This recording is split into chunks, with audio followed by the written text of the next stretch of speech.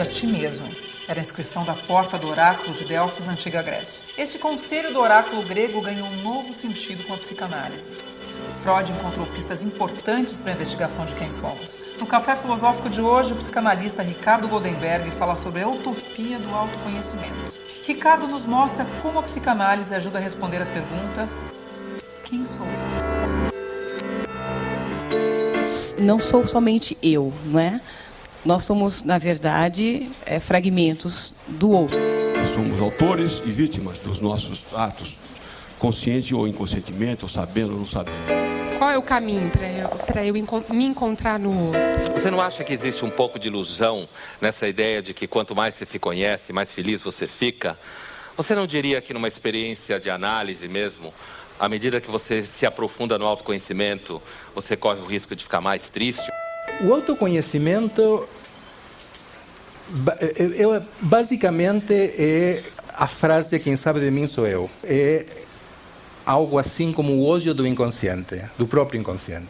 A ideia não há inconsciente, eu sou dono das minhas próprias determinações. Portanto, o autoconhecimento se baseia no mito que tem história do século XVII para aqui, enfim, do penso logo existo, e da ideia de uma autotransparência de mim para mim próprio. Eu oporia a essa ideia, quem sabe de mim sou eu, a ideia que, na verdade, para saber de mim, preciso passar pelo outro.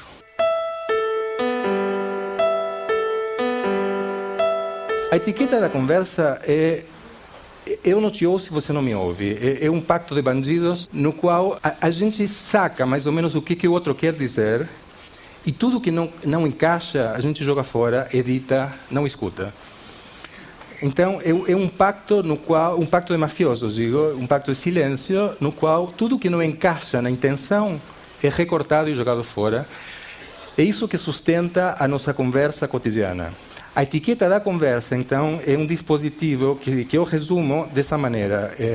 Uma vez que eu identifico o que você quer dizer, qualquer outra coisa que você diga e que não encaixe, eu faço de conta que não ouvi. E a recíproca tem que ser verdadeira.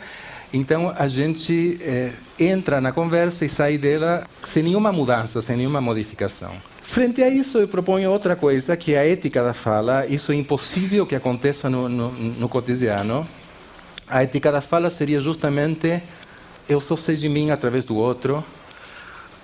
Tem uma expressão, eu não sei se existe em português, em castelhano há uma expressão que é: com você eu me entendo, ou eu me entendo com ele. Normalmente isso quer dizer que nos compreendemos. Mas se a gente pega literalmente a expressão eu me entendo com o outro, é isso que estou propondo como ética da fala. Que para eu saber de mim, preciso necessariamente me servir, atravessar o outro. Esse seria o miolo da psicanálise, de qualquer psicanálise, independentemente da linha, da escola. O que se chama de escolas ou linhas, etc., nada mais seria do que qual a estratégia para essa política. Mas se não for essa a política, não é psicanálise, é alguma outra coisa. Nada acontece no tratamento psicanalítico além de um intercâmbio de palavras entre o paciente e o analista. As palavras originalmente eram mágicas e até os dias atuais conservaram muito do seu antigo poder mágico. Por meio de palavras, uma pessoa pode tornar outra jubilosamente feliz ou levá-la ao desespero. Palavras suscitam afetos e são, de modo geral, o meio de mútua influência entre os homens. Eu tenho um exemplo que me vem de uma paciente que veio me pedir uma entrevista e me contou uma série de desgraças amorosas que tinha tido ao longo da vida, muitas. E falava dos namorados sucessivos dela, todos namoros trágicos. Falava como se fosse uma coisa escrita, como se ela não tivesse escolhido todos eles. Então, eu aproveitando uma coisa que ela disse, eu fiz uma piada dizendo que os pais ela não escolhia, mas os namorados, em tese, sim. E ela me respondeu na lata: só se for meu coração que escolhe, porque eu jamais escolheria esses caras. Eu achei sensacional. Aí eu disse para ela, o dia que você se reconhecer nas escolhas do teu coração, a tua análise vai estar terminada. Ou seja, o percurso da análise seria o processo todo pelo qual ela vai ter que passar, atravessar essa divisão entre mim e meu coração. Achei uma definição da divisão subjetiva, digamos assim, do inconsciente excelente, maravilhosa. E vem espontaneamente como uma resposta que é aquela resposta que a gente não reflete, que enfim, que sai sem pensar. A psicanálise não é uma reflexão sobre mim. A psicanálise como dispositivo é eu me entregar a falar sem pensar, ou seja, o contrário de refletir. A poder falar sem pensar na frente de uma testemunha, que seria o analista, que funcionaria como outro, ou seja, o analista funciona como vocês para mim. Eu estou aqui em posição de paciente, digamos, aqui não estou completamente falando sem pensar, mas, digamos, quanto mais penso numa análise, pior é para a análise. A ideia seria que eu realmente possa falar o que me vem sem pensar, sem refletir, justamente para que o outro recolha ali aquilo que eu disse diferente, a mais surpreendentemente para mim próprio, e furando as ilusões do meu eu, do meu autoconhecimento. Vocês provavelmente percebem a diferença entre dizer eu odeio a minha irmã ou dizer sem pensar, na hora que estou construindo uma frase, em vez de chamar a minha irmã Marta, que é o nome dela, chamo ela Morta. Em vez de falar da Marta, falo da Morta. Sem me dar conta, sem me ouvir e no meio de uma frase. Obviamente, a minha função de outro era chamar a atenção para a pessoa que, em vez de falar da Marta, acabava de falar da Morta. Eu não posso pressupor o que isso quer dizer, a não ser que substitui, sem se dar conta, aproveitando a homofonia, a facilitação da língua, digamos assim. Mas essa facilitação da língua é a condição acidental, contingente, que permite que se diga esse desejo de morte de outra maneira. Bom, não vou entrar nos detalhes de como isso é processado. Só quero chamar a atenção que completamente diferente para essa pessoa, que vem alguém de fora, poderia ser eu não faço esse tipo de coisa, mas poderia ser eu a dizer, não, porque você odeia a tua irmã. Isso entra no eu, isso tanto faz como tanto fez. É diferente quando ela própria se surpreende que nem sequer se ouviu dizer essa substituição da Morta pela Marta, né? Da Marta pela Morta. Obviamente, uma vez dito, está dito, falou, está falado, aí não sou eu que digo, ele próprio, e a partir daí ele sim tem o dever ético de tirar disso todas as consequências. Em nosso afã de recuperar o nome perdido, outros nomes substitutos nos vêm à consciência. Reconhecemos de imediato que são incorretos, mas eles insistem em retornar. Minha hipótese é que esse deslocamento não está entregue a uma escolha psíquica arbitrária. Os fenômenos podem ser rastreados ao material psíquico incompletamente suprimido, que apesar de repelido pela consciência, ainda assim não foi despojado de toda a sua capacidade de se expressar. Portanto, se existe uma ética da psicanálise, é a ética do próprio analisando, de quem faz a análise. No sentido, a palavra dele tem que ter valor absoluto. Porque senão estamos na mística do autoconhecimento. O autoconhecimento, eu estou tentando dizer, é um mito. Por exemplo, quando alguém fala de outra pessoa, é assim que alguém fala de si próprio. Quando alguém fala de si próprio, não sabe o que diz. Tá, se eu falo de mim, eu não sei o que estou dizendo, mas se eu falo de você, com certeza estou falando de mim o essencial. Claro que não de um modo direto, você tem que inverter. Chamar o outro de invejoso, chamar o outro do que for, normalmente a pessoa está falando de si própria. Só que não sabe exatamente como, mas se você conseguir interrogar indiretamente você, através dos outros, esse é todo o conhecimento possível que você vai ter de você próprio. Não tem auto aí. Isso para mim é fundamental. Então não tem autoconhecimento sob hipótese alguma. Haveria que eliminar o auto. A única coisa auto é a decisão que alguém toma de passar através do outro. Para saber de nós mesmos, precisamos do outro. A ideia de que podemos sozinhos nos conhecer é ilusória. Quem sabe de mim é o outro, e eu preciso que ele me conte quem eu sou. Este é o princípio da psicanálise. O outro me revela. No próximo bloco do Café Filosófico, o psicanalista Ricardo Goldenberg fala sobre como o outro participa da construção de quem somos. Como foi que nos tornamos quem somos? Escreveu Fernando Pessoa. Começo a conhecer-me e não existo. Sou o intervalo entre o que desejo ser e os outros me fizeram.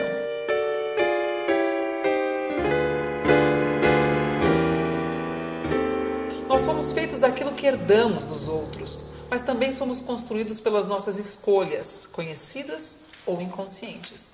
Então vai uma definição simples do eu, do que eu quero dizer quando digo eu, que obviamente o autoconhecimento seria o conhecimento que o eu tem de si próprio. Eu defino esse eu como um precipitado de identificações, precipitado em química. Dito em simples, você mistura substâncias que são todas elas líquidas, por exemplo, e pelo fato da mistura se solidifica uma delas. Na mistura se solidifica e isso pode acontecer que fique como borra, deposita no fundo, ou então flutua. Mas muda o estado, se transforma então o que era líquido se transforma em sólido, pela reação química.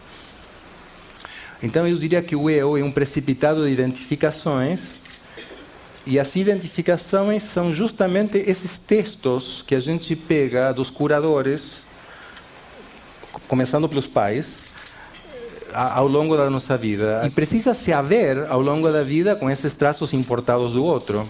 Eu é um outro. Portanto, para que eu possa dizer eu sou eu, há um movimento a ser feito no qual eu me aproprio desses traços que originariamente são do outro para que sejam meus.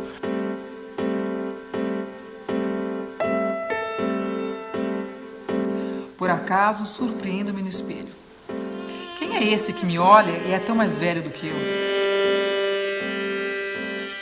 Porém, seu rosto é cada vez menos estranho. Meu Deus, parece meu velho pai que já morreu. Como pude ficarmos assim? Nosso olhar duro interroga. O que fizeste de mim? Eu, pai? Tu é que me invadiste. Lentamente, ruga a ruga. Um caminho seria estabelecer fronteiras corporais, estabelecer barreiras, para que eu filtre o que é do outro que é meu. O que do outro fica em mim, o que do outro é bagunça só a dele pertence. O eu é uma miragem. O que pensamos ser o essencial de nós, a ideia de unidade, é uma construção e uma miragem. A verdade dessa miragem é que não somos uma unidade, estamos divididos entre o que eu penso e o que o outro me mostra que eu penso. Eu diria que a única possibilidade de você encontrar um certo equilíbrio é você se apropriar sempre retrasado, sempre num tempo depois, retroativamente, do que o outro te mostra que você pensa, do que o outro te mostra onde você está. Porque se você aposta todas essas fichas a segurar a falsa unidade do eu, o desastre neurótico, ou perverso, ou psicótico é inevitável. Deixa eu te dar um exemplo concreto disso aí. Eu tinha uma dificuldade seríssima de trabalhar com uma moça que era espírita. Mas por quê? Não era uma questão ideológica. Era que cada vez que havia uma emergência nela, de uma coisa dela, que ela vivia como não sendo do eu, como sendo do outro, precisamente, ou seja, isso não é meu, eu não tinha como fazer com que ela se apropriasse disso e pudesse dizer, sim, isso é meu, vamos ver de que se trata, porque para ela era a manifestação visível de uma entidade, porque ela era espírita, era a manifestação clínica de uma entidade outra que não ela. Ou seja, para ela estava confirmado pela crença dela que era a palavra do outro encarnada. Ela fazia o que você me pede para fazer. O meu é meu, o do outro é o outro. A dificuldade era justamente que ela pudesse acolher o outro nela. Nesse caso em particular, eu só consegui isso por acaso, em desespero de causa, como dizem os franceses. quando eu já não sabia mais o que fazer, porque a mãe dela tinha morrido e se tornou muitíssimo mais persecutória depois de morta do que enquanto era viva. Porque depois de morta era uma entidade que estava aqui conosco nesse minuto. Então eu estava absolutamente de saco cheio, para dizê-lo em português, e disse para ela que a mãe dela era um saco, morta ou viva, e que ela tinha que se separar da mãe dela, morta ou viva. Bom, foi sensacional, porque a partir daí deixou de estar em questão se eu acreditava ou não acreditava, que era o problema dela, na presença física da entidade materna. Claro, a entidade materna é essa separação entre meu eu e minha mãe que estava nela. Bom, a partir daí começou um trabalho de separação dessa mãe, morta ou viva, tanto faz. Em vez de delimitar o meu é meu, o teu é teu, é ver de que modo o meu está afetado e parasitado pelo que parece ser do outro, mas é meu. John Lennon dizia com 15 anos, eu imitava Elvis Presley em tudo. Cabelo, a roupa, o jeito, a ginga, a voz, o sotaque, a pronúncia. Aprendia a tocar violão e guitarra para poder imitar Elvis Presley. Aí ele para e faz a seguinte reflexão.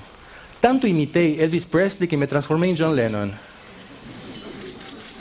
Sensacional. Ou seja, se apropria dos traços do outro para construir-se a si mesmo uma identidade. Não sem o outro. Eu vim de um bairro um pouco do subúrbio e tal, assim. Eu conheci muitas pessoas que, né, acabaram se envolvendo com drogas, essas coisas e tal.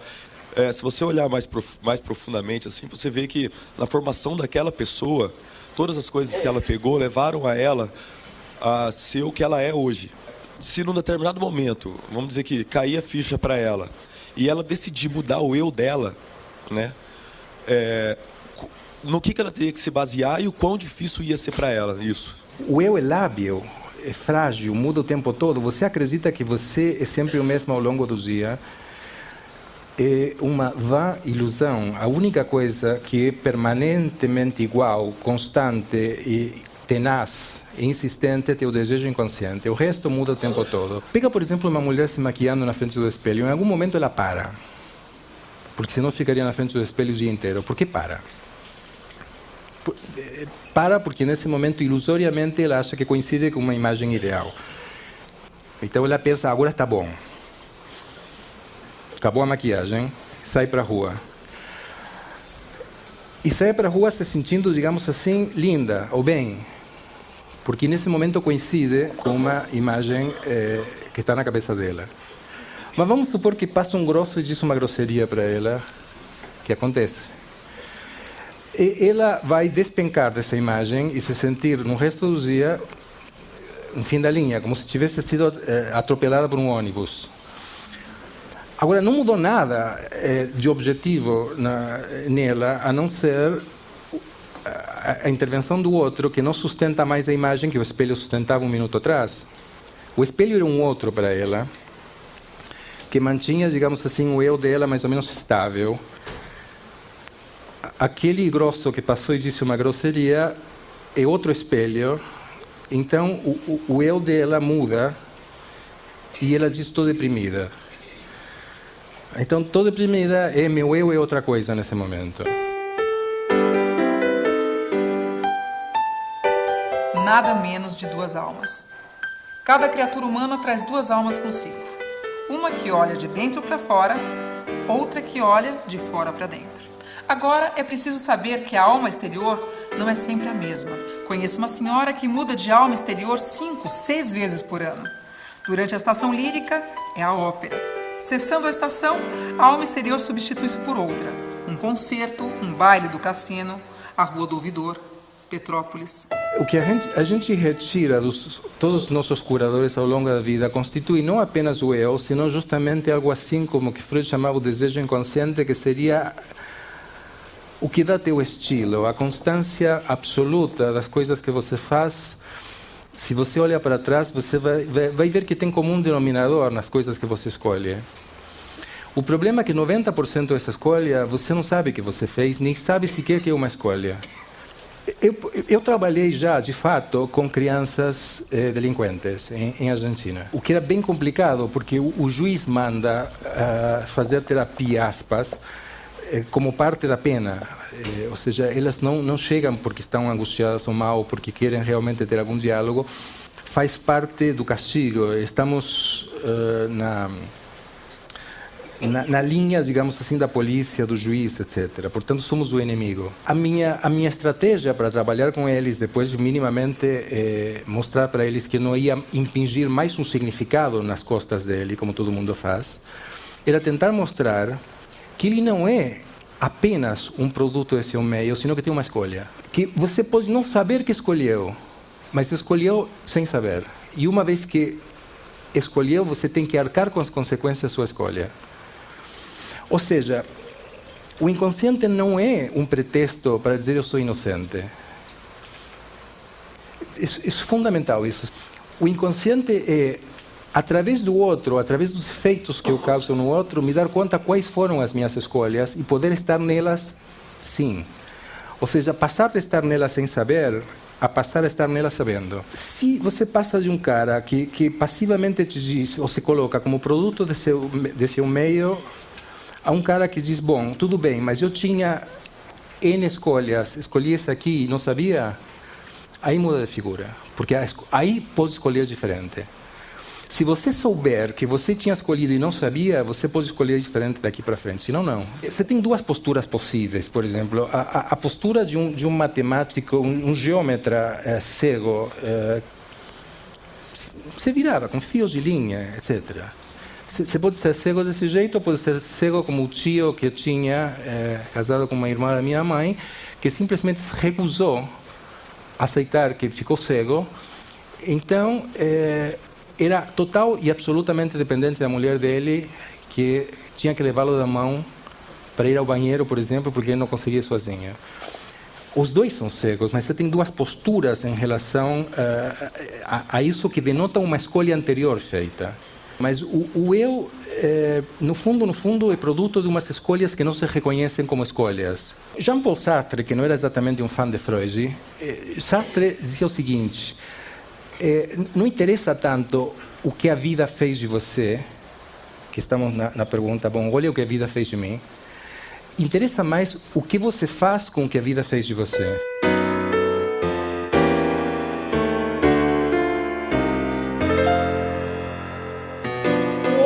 Espelho onde eu me vejo, e reflexos do outro também são vistos em mim. Eu me aproprio dos traços do outro para construir quem sou. A partir do outro, eu me faço. Mesmo carregando essa herança de outros, somos sempre sujeitos ativos, responsáveis por quem somos. A escolha pelo papel de protagonistas ou vítima é o assunto do próximo bloco do Café Filosófico. Somos protagonistas das nossas escolhas ou vítimas do meio social, das nossas determinações inconscientes? Para o psicanalista Ricardo Goldenberg, sempre escolhemos o lugar que vamos ocupar. Não importa se esse lugar for o de protagonista ou vítima.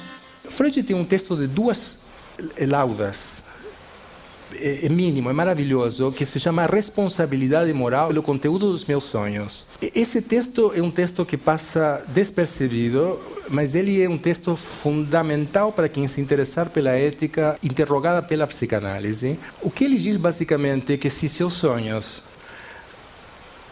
uma vez interpretados, leia-se, porque o sonho manifesto não diz nada, ou seja, se o sonho, uma vez analisado, mostra que você tem desejos inadmissíveis para sua moral, ou seja, para seu eu, para seus ideais de conduta e de retidão. Isso não diz que você seja uma má pessoa, mas esses desejos são seus. E você tem 2 opções. Ou você se apropria deles como sendo seus, ou você está condenado a fazer um sintoma neurótico, ou então a assumir uma postura de vítima que nunca vai reconhecer as suas próprias determinações. Obviamente, temos de nos considerar responsáveis pelos impulsos maus dos próprios sonhos. O que mais se pode fazer com eles? A menos que o conteúdo seja inspirado por espíritos estranhos, ele faz parte do seu próprio ser. Se procuro classificar os impulsos presentes em mim, segundo padrões sociais, em bons e maus, tenho de assumir responsabilidade por ambos os tipos. Freud, em 1905, está publicado, ele publica o primeiro de seus casos clínicos, apelidado do caso Dora. A primeira coisa que ele faz é levar a jovem que o consulta mais ou menos porque ela foi levada pelos pais, mas enfim, digamos que o consulta. Mas o primeiro movimento, o grau zero de qualquer análise é, bom, qual a tua responsabilidade nos males, na problemática de que você se queixa? Meu pai me faz, a minha mãe me diz, a minha namorada, o meu namorado, enfim, essa é a queixa que a gente tem sobre os outros. O primeiro passo, o grau zero, é, bom, qual a tua responsabilidade naquilo de que você se queixa? A partir daí, você tem um percurso para percorrer. Eu trabalho com adolescentes muito e uma das queixas é veja o que meu pai fez comigo. Então eu digo, bom, duas coisas. Primeiro, é difícil educar pais, isso é difícil. E segundo, você vai ter que aprender a lidar com o pai que você tem. O que a gente transmite para os filhos, infelizmente, é o nosso ideal recalcado, o que a gente teria querido ser e não é. E às vezes nem sabe que teria querido ser. E junto com isso a gente transmite o que oficialmente a gente crê. O problema é que o ideal inconsciente às vezes diz o contrário do que a gente crê. E os filhos que são absolutamente receptivos, porque são pequenos, eles leem as duas mensagens. O que você crê, o que o teu eu, a partir do teu eu você crê, e o que você de fato está passando como ideal para ele. Então ele tem que escolher. Às vezes ele não consegue escolher e faz um sintoma porque não consegue escolher, ou às vezes ele escolhe pelo teu ideal recalcado e você fica absolutamente alucinado porque ele te devolve um espelho torto de você mesmo. Eu brinco que meu filho me mostra às vezes sem querer o pior de mim próprio.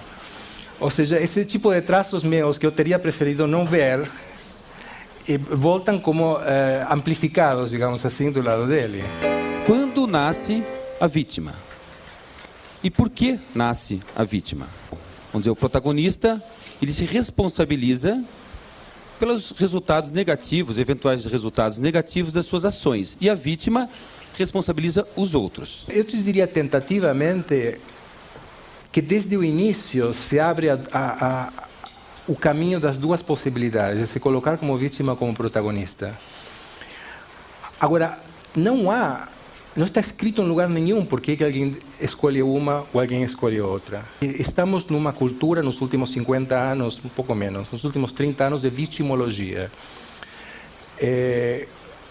Estados Unidos, quando começou com o que eles chamam de political correctness, o politicamente correto, que tudo bem, era feito de movimentos de assumir os segregados para dentro da sociedade, o que se chama de ação afirmativa, etc., que politicamente são interessantes, etc., etc.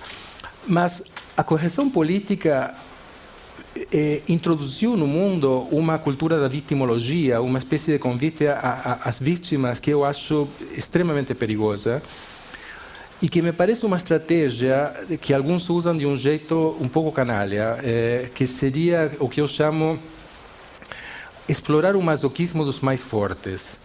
Ou seja, explorar a culpa do outro para tirar dele qualquer tipo de vantagem. Exemplo. A queixa de uma pessoa que apresenta uma tese de doutorado inadmissível pelo ruim, pelo mal escrita e pelos erros sérios de formatação de bibliografia e conceituais, essa pessoa apresenta o fracasso, digamos, da sua defesa de tese porque ela é negra.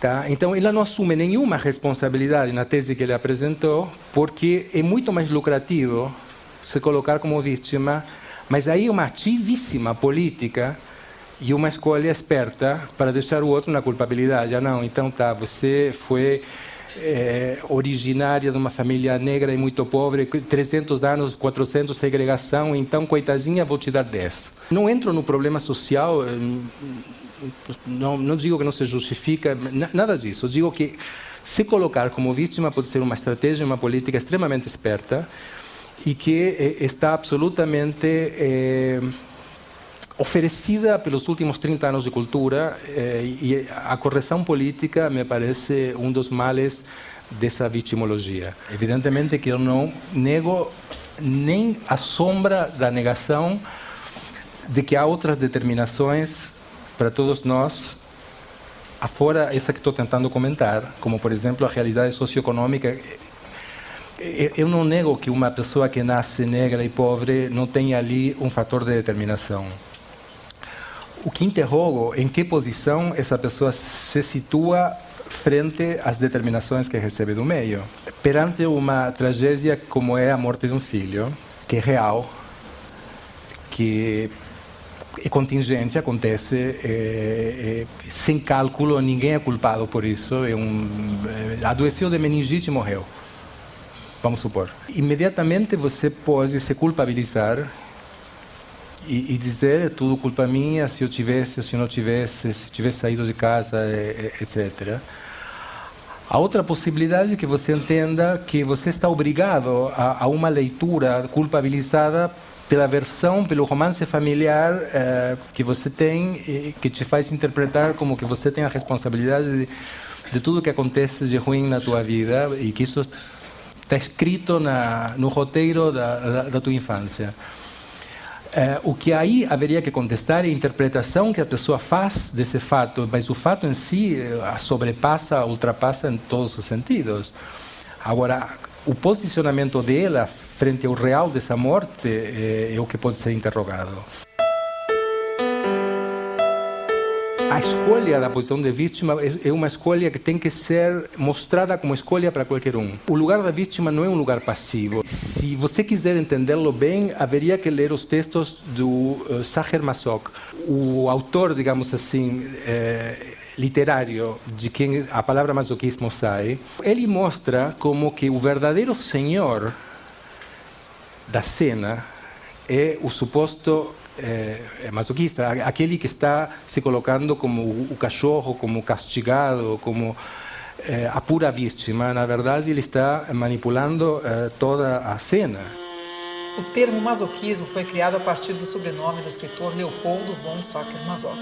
O gosto pela dor, a escolha por ser vítima, é um traço comum dos personagens de Masoch e provavelmente do próprio autor. Ser seu escravo, pertencer a você, dócil e sem vontade. Que você disponha livremente de mim e que isso nunca se torne um fardo para você. Enquanto você sorve a vida a grandes goles e em meio a um luxo opulento goza de uma felicidade serena e do amor dos deuses, eu gostaria de servi-la, de botar e tirar os seus sapatos. Então, eu não digo, evidentemente, que não há vítimas. Eu digo que a postura da vítima é uma postura que pode ser escolhida e é uma das opções que se abrem para qualquer um o tempo todo. Justamente, negar as minhas próprias determinações necessariamente me convida a uma postura de vítima, porque eu sou feito...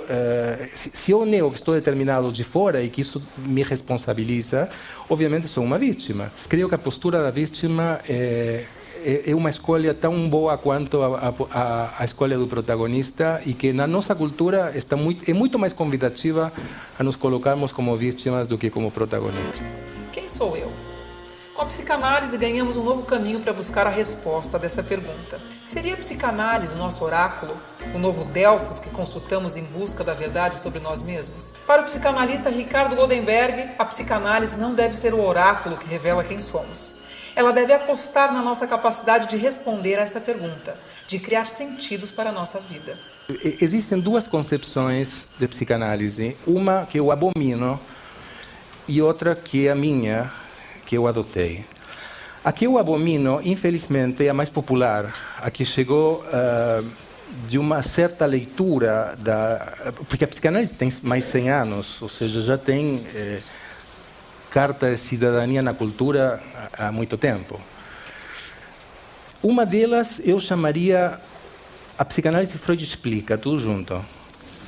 Freud explicar, poderia ser um verbo, eu Freud explico, você Freud explica, nós Freud explicamos, vós Freud explicais, tudo.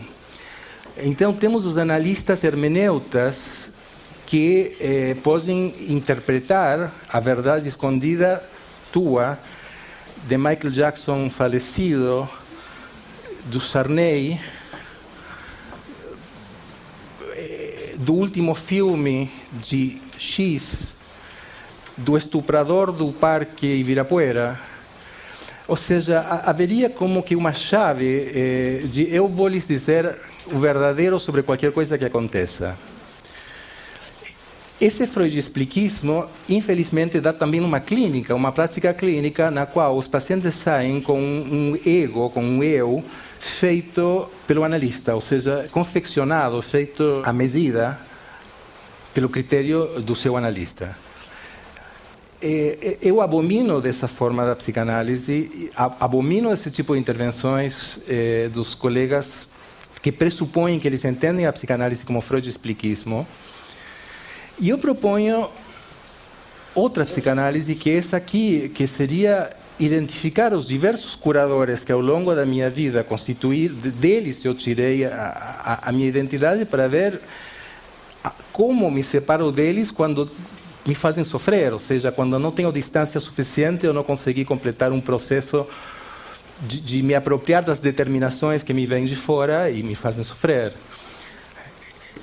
Creio que é mais interessante, agora, claramente, nesse momento, quem faz o trabalho não é o analista, é o próprio paciente. Nesse sentido, o paciente tem que ser impaciente.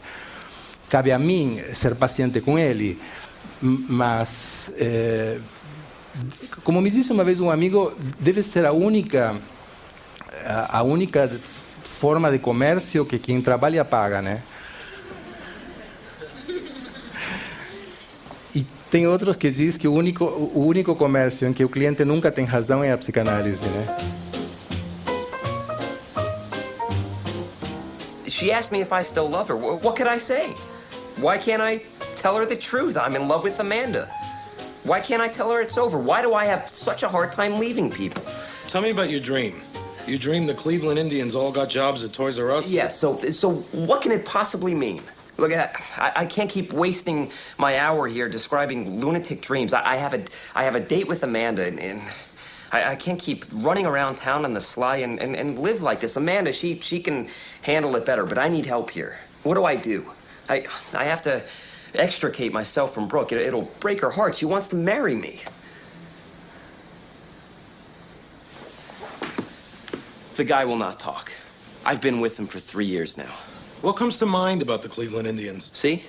This is what I get. I need a course of action, and he wants me to free associate about the Cleveland Indians at Toys R Us. De tanto fazer análise, Woody Allen levou o divã para o cinema. A psicanálise é personagem recorrente dos filmes do diretor. She left me. I can't leave anybody. It's my main problem in analysis. I'm afraid to sleep alone. Hepatudinous? You're in analysis already? Yeah, very, very committed, actually. I've actually turned down some TV jobs in Los Angeles because my shrink felt we weren't finished with our work yet. You chose psychoanalysis over real life? Acho que a aposta da psicanálise, porque eu sou psicanalista, mas seria a aposta de qualquer artista, no fundo, seria justamente assumir o risco de sermos sem sentido para abrir um espaço de invenção ou de experimentação.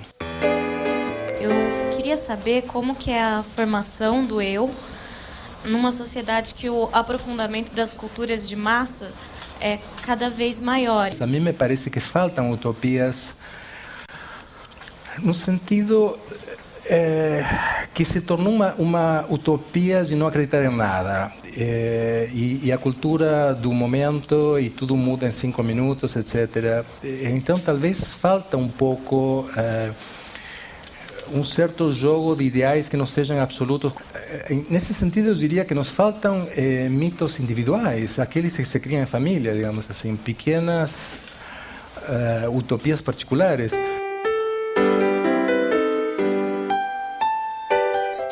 Estou na moda.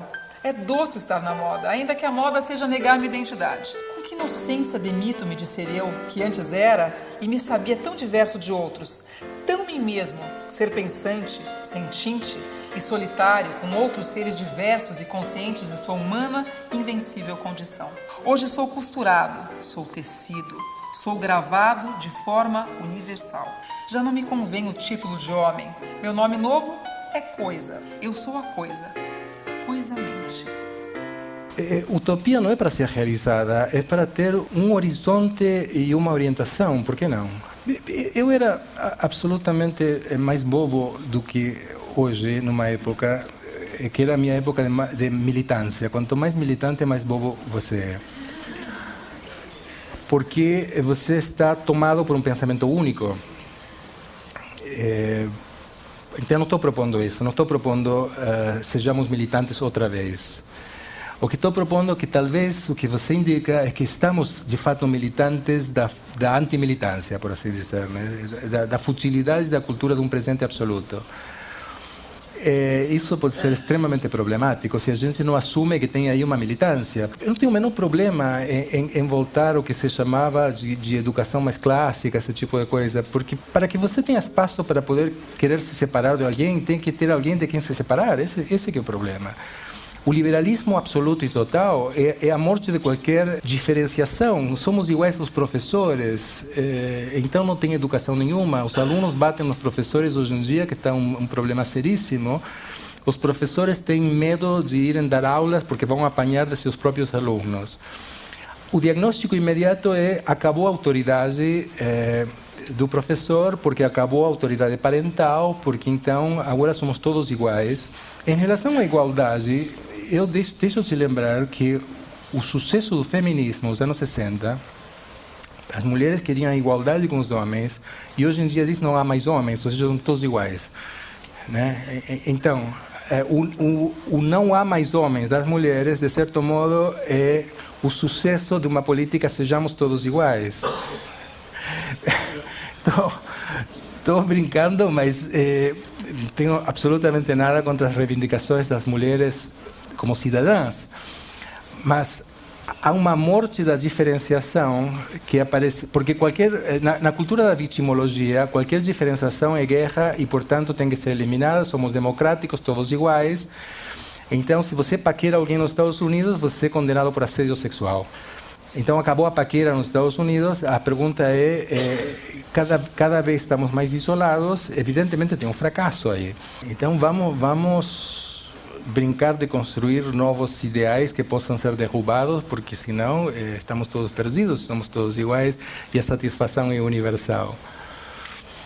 Eu continuo advogando pela invenção, pelo que eu não sei que vai acontecer amanhã e a gente teria que inventá-lo, né?